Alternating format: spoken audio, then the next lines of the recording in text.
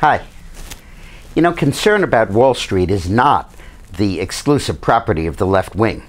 That's what we're going to talk about over this video today, and I hope you're having a nice lunch.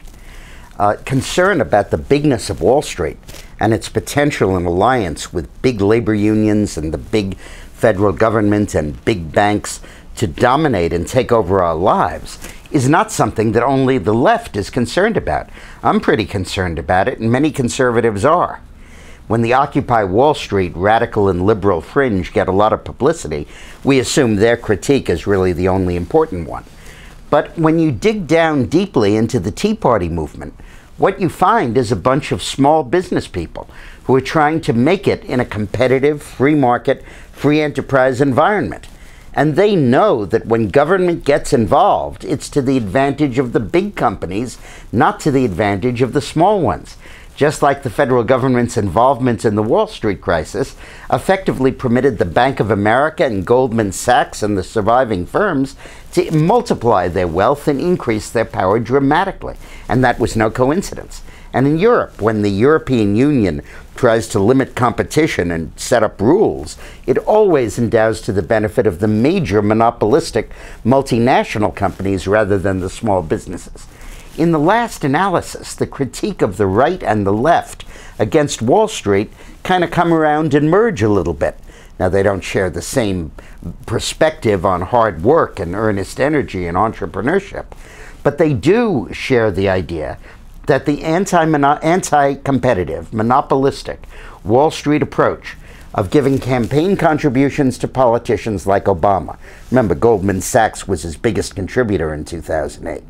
Giving almost $1 million to Barack Obama's campaign, and then appointing their top officials to all of the major positions in his administration, and then bending the rules and the regulations so that they favor the big banks and hurt the small ones, is exactly what the conservatives and the liberals are both complaining about.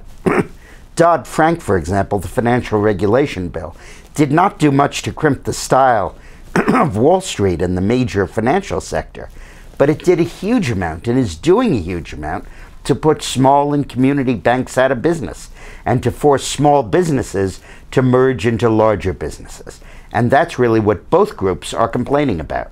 So I think there's a real meeting ground here between the Occupy Wall Street folks on the one hand and the Tea Party folks on the other. Now, I mentioned earlier this week that I have a fun thing. My wife Eileen McGann and my friend Clayton Leota, an illustrator, and I wrote a book called Dubs Goes to Washington and Discovers the Greatness of America. It's for children between 4 and 8 years old. And the concept is that we really felt that when you look at the books on the shelves and the books in stores, there are no books that describe our country's heritage and history.